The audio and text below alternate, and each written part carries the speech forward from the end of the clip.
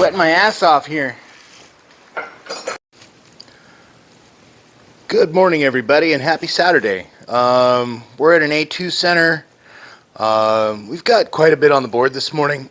I wasn't able to make it here last weekend. I was acting as the substitute lane man for the PBA finals up in Arlington, Washington. So they have a few things that have piled up. Today's probably going to be a bit of a long day. May not get everything on film, but we're going to start here. I've got a jumper in the circuit box, manager's control from B to C to emulate a rear on switch. The issue here is that the pin setter is either stopping at 90 degrees or stopping at 180. It's not supposed to stop at 90 or 180. So we're going to turn it on. We're going to cycle it. We're going to see what we can see. This might be a little loud. I don't know what condition the pit conveyor's in, but maybe loud noise warning. I'm not sure. Yeah, not too bad.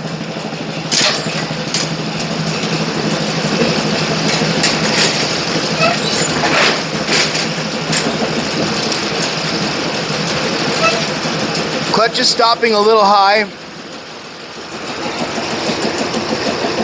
Get my phalanges out of the way. That's not terrible. Little tiny bit late. But we haven't watched it warm up either. I did notice the clutch lever.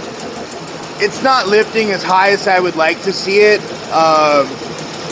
Let's watch that one more time real close. Yeah, it lifts. Got clearance.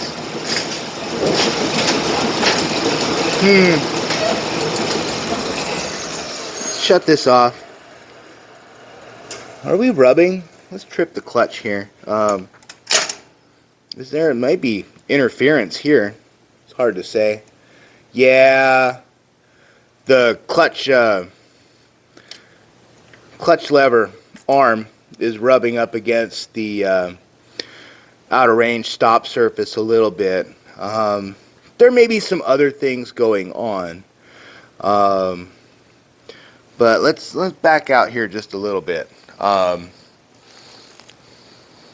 Yeah, I'm not sure. I don't know if I really want to mess with timing on this or gearbox clutch adjustment to set the timing of where the gearbox clutch stops the machine. Yeah. I'm going to cycle it a few more times off camera and see if there's anything interesting, other issues that maybe we didn't see here in our two test cycles. So I'll be back real quick, let you guys know if I find anything. Did notice another worn link here. I've got the machine shut off. I don't remember exactly where we're at. We're at 180. There is no gap between this outer range stop surface and the pin on the clutch arm. So to me that means the link is probably worn. There's a link that runs from the clutch right here, this clutch stop arm, a flat link plate that runs all the way out to the outer range mechanism in the detector right there. My money's on that being worn. And there may be some detector wear as well, but chances are the link plate itself is going to be worn. What we can do, we may not have any link plates, but what we can do is we can install an automatic out of range kit on this machine because they have a couple handy. So that might be a good solution to their issue. I'm going to dig around in the workshop. I'm going to see if they have a link, or I know that we've recently discovered they have some automatic out of range kits. So we'll go rifle through their stuff, and we'll see if we can determine what the best course of action is going to be for this. Well, upon further inspection, I discovered that the pin for the clutch reset lever and actuator link has broken. There's that pin needs to be squared up in there, and it currently isn't. I think that's probably our biggest issue, and the out of range contact where it's not supposed to is a secondary problem. So let me go see if we can find a new X washer pin and X washer for this. This one happens to be a bolt, and that's okay if it's the right bolt. So we'll, again, either way, we're gonna have to go into their inventory and see what our options are. Well, we weren't able to find the proper X washer pin, but we're gonna sub it out with a bolt. That's the best thing that we can do for right now.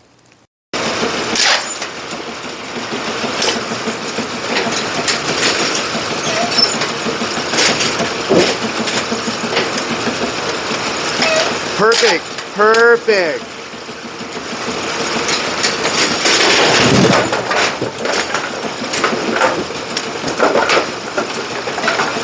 Nice. All right, yeah, I think we're done here. The note we have on the board for this one is the machine sometimes, intermittently, will recycle. I can already tell our gearbox clutch adjustment, we're stopping a little bit late. But let's turn it on, cycle it, and see what else we can see.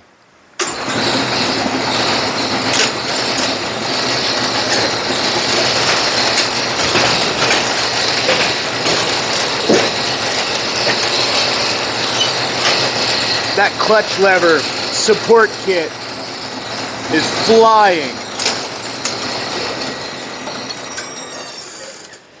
We've got this clutch lever support kit pretty high, actually. That's all the support kit wiggle room it really has. Weird. That thing is flying. Can you see that? That gap is huge. Weird.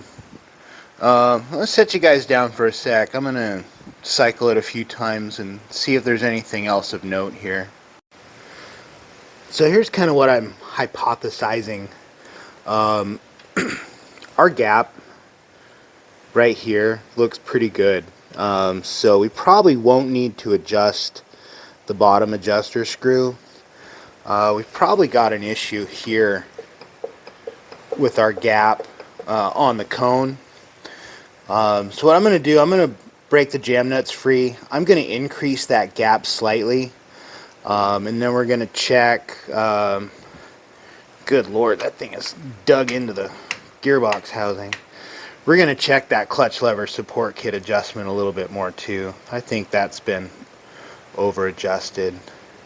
I'm wondering if there might have been some gearbox oil or something that may have contaminated the friction surfaces on this clutch. We'll know a little more once we start digging into it. So we're just going to break the jam nuts free. Easier said than done. These are not tiny nuts. These are 1 1/8 inches. So really what we're going to do, we're going to move that like 1/8 of the nut.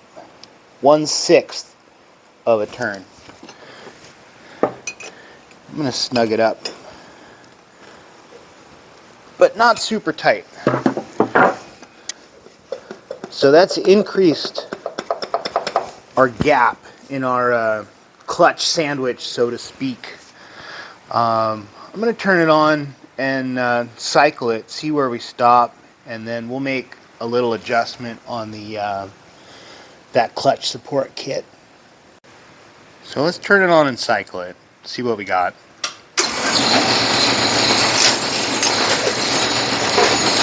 Let's watch where it stops.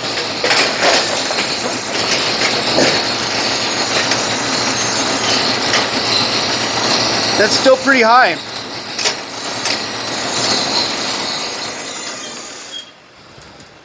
Now, let me go forward a little more. Right there. So we're going to check our clutch lever support kit adjustment too. So let's start by threading this out a little bit. We don't need that much. That should be good. Going through your gearbox clutch adjustment. So what I ended up doing is I broke the jam nuts free, and I opened your gap on your cone a little bit. Okay. Your machine was stopping too late. So now I'm going through and adjusting the clutch lever support kit. So we may have to go back and do that at 25 again, because you adjusted 25 and it's stopping again. Okay. So I mean, I don't know. It waits for the pins. As soon as the pins and it triggers, the pins drop, and then it keeps going, but it has that hesitation. I don't know. I would have to see it. Okay. Let's focus on this for right now. Okay. One thing at a time. It's still a little high. So let's shut it off. So you're pointing, when you said still a little high, the arm? Correct. Let me reposition this real quick. No. So, what we're going to do, I already moved this one face of the nut. We're going to move it again. So, this face is going to end up there. Right. One face. 1/6 of a turn. Right. Small adjustments. Yep.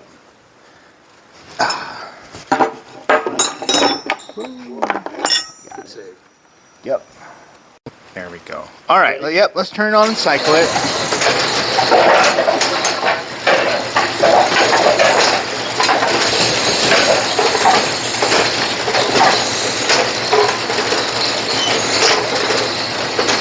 That's a lot better. Yeah, let's cycle it a couple of times. Okay. We'll run it, we'll let it get warmed up, and then we'll check again. Yeah, I'm pretty happy with that. That looks pretty good. Let's see if I can... Yeah, very nice. Let's call this one done. Alright, next issue. I wish I had a light that I could shine in there. But you guys are going to have to trust me. The gearbox is out of oil. It's leaked its guts out slowly over time, I guess. We're having a issue with the motion of the gearbox. So we're going to fill it up with some oil. See if that solves our problem. Alright, well, we filled it up full of oil, and we've cycled it a few times, and everything is good to go here, at least for the issue that they were experiencing.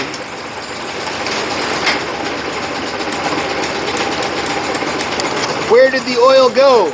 I don't know. Why is the cycle solenoid jammed up? I don't know. But we gotta fix that cycle solenoid. This it's binding up on something. Holy crap. Yep, alright, well, a problem within a problem. That's how things go. Can you guys see how that plunger's all crooked and wonky? And yeah, I kind of suspect that the plunger and the solenoid housing don't match up. I got it unjammed, but let's go to 180 and check our cycle solenoid adjustment.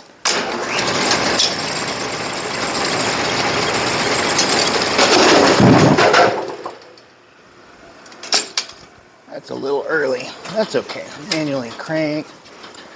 180 breaker is off. Drop cord is unplugged.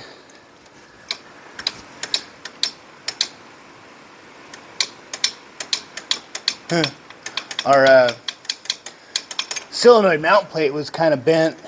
The adjustment's fine, but our plate was bent more over the 4-to-1 crank arm than being squared up over the gearbox. So that looks good. We'll see if we can tighten some of these loose screws on the solenoid cover and fix the direction that this no crap, this pin's in backwards. We're getting stuck. Awesome. Yeah, I have made a mess out of this, haven't I? I sure have. Alright. Well, one way or another, we'll get this all fixed up.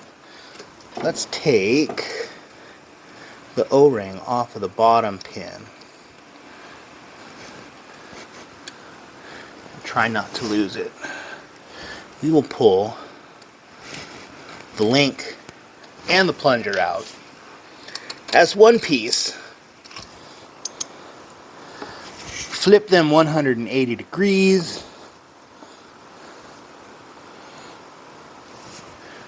And now we have access to our little screws in here.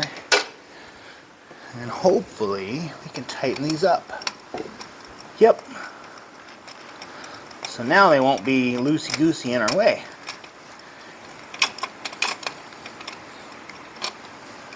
That one is a flathead. Weird. And it's a different size.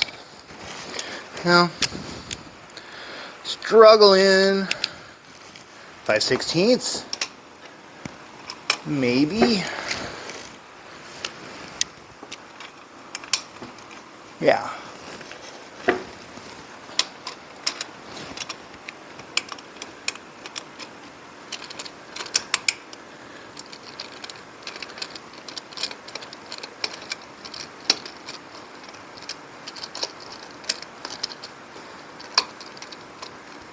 Come on.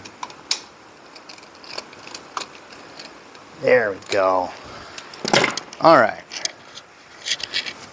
Let's bring our plunger and link back in. This time we will put the O-ring facing the plunger mount plate so that in the future the pin can be easily removed.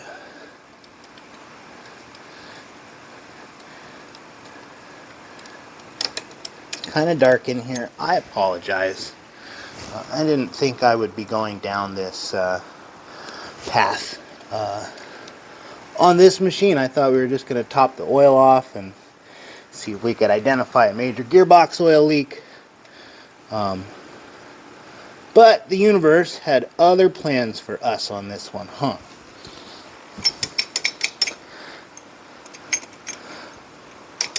Alright, let's get back to 0 and we'll see if this solenoid's gonna jam up on us anymore. Oh yeah, breaker's off. And drop cord is unplugged. Alright, try it again.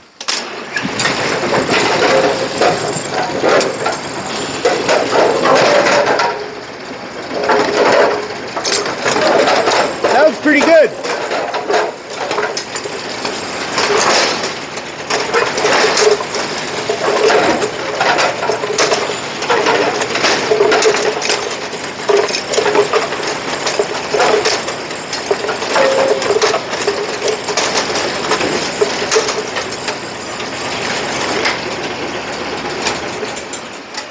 Awesome. I'm very pleased with these results. We'll call this one done.